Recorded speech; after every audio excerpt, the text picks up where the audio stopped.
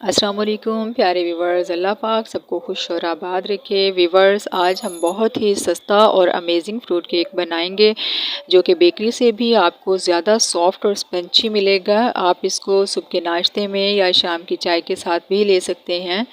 अचानक से गेस्ट आ जाएं आपके घर में और आप उनके सामने चाय के साथ रख सकते हैं। बच्चों को लंच बॉक्स में दे सकते हैं। व्यूवर्स, रेसिपी बहुत ही ईजी है। एक एक स्टेप आपको सिखाऊंगी। घर में से सारी चीज़ें यूज़ करेंगे, ओवन के बगैर हम बनाएंगे इंशाल्लाह। तो चलिए रेसिपी हम शुरू करते हैं।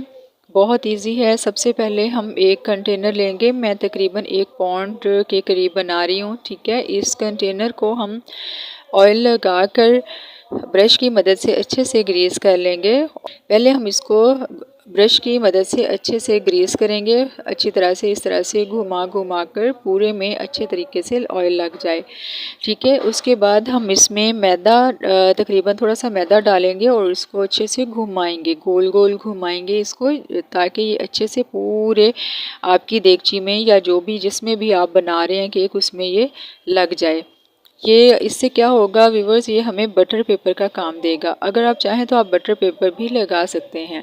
अब इसको एक साइड पर रख देंगे और अगला स्टेप करते हैं जी। अब एक कप मैंने मैदा लिया है और इसमें 1 टेबल स्पून बेकिंग पाउडर डाल देंगे और दोनों को अच्छे से छान लेंगे।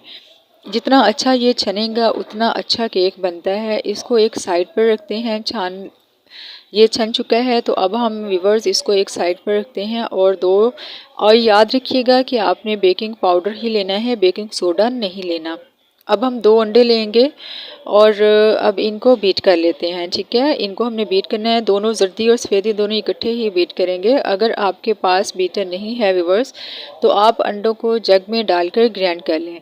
जब सफ़ेदी और जर्दी यकजान हो जाए तो इसमें आधा कप चीनी पाउडर डाल देंगे और मज़ीद बीट कर लेंगे। अब 1 मिनट के लिए बीटर को रोक देंगे। इसमें डाल देंगे हम 1 टीस्पून वनीला एसेंस और आधा कप दूध का डालकर दोबारा से इसको बीट करेंगे। इतना ज़्यादा इसको हम बीट करेंगे कि ये फुल फ्लफ़ी हो जाए। वीवर्स, ये जितना ज़्यादा अच्छा बीट होता है ना तो केक का जो साइज़ होता है अप होने का वो बहुत अच्छा आता है। इसको इसलिए बहुत ज़्यादा आपको बीट करना होता है। अगर आप अच्छा बीट कर लें तो ये फ्लफ़ी जितना ज़्यादा हो जाए उतना ज़्यादा अच्छा केक हमारा फूलता है, अप होता है, ऊपर आता है, ठीक है। इसका साइज़ बढ़ जाता है। अब हम इसमें 1 कप ऑयल का डालेंगे और अब तकरीबन इसको हम 1 मिनट के लिए फिर से बीट करेंगे यहाँ तक कि ये सब चीज़ें यकजान हो जाएं। ये बहुत ही अच्छे तरीके से बीट हो चुका है। अब हम इसमें थोड़ा थोड़ा करके वो मैदा डाल देंगे जो हमने छान कर रखा हुआ था, यानी जिसमें हमने बेकिंग पाउडर भी डाल कर रखा हुआ था, ठीक है।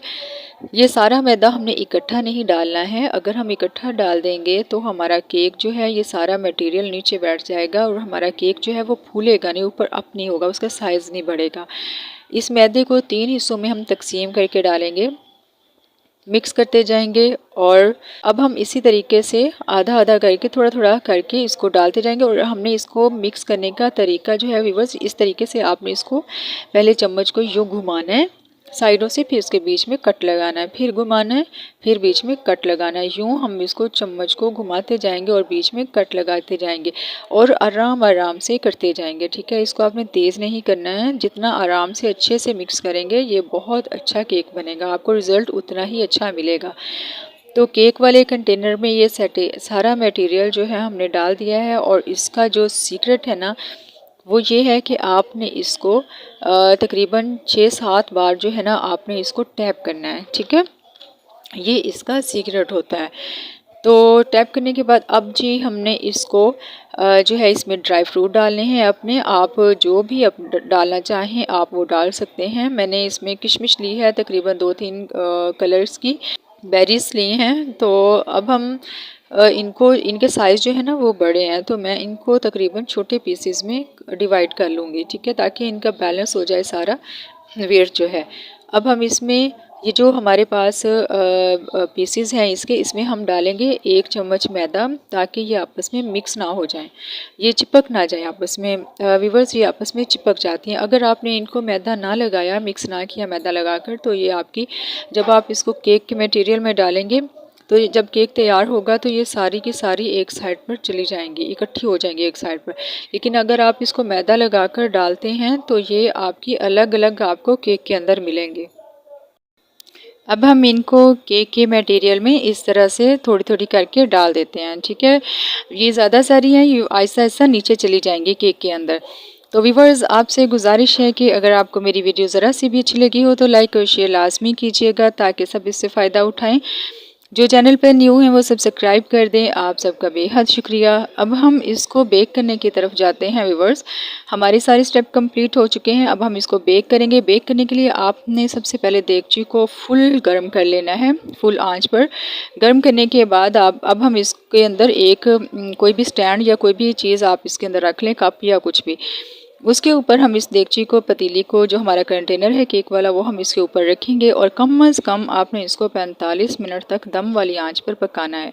तेज़ आंच पर हम इसको नहीं पकाएंगे। जैसे ही इसका गोल्डन कलर आ जाए और आप इसके अंदर स्टिक लगाकर चेक कर सकते हैं, जब आराम से वो अंदर जा रही है, बाहर आ रही है, देखें ये बिल्कुल रेडी हो चुका है। जब इसका गोल्डन कलर आ जाए तो आप इसको पहले से छुरी से अलग कर लें और फिर प्लेट इसके ऊपर रखकर केक को उल्टा कर प्लेट में निकाल लीजिए। तो लीजिए, हमारा मज़ेदार सा, यम्मी सा, इजी सा, फ्लफ़ी केक बनकर तैयार है। दुआओं में याद रखिएगा और अपना बहुत सारा ख्याल रखिएगा। अल्लाह हाफिज़।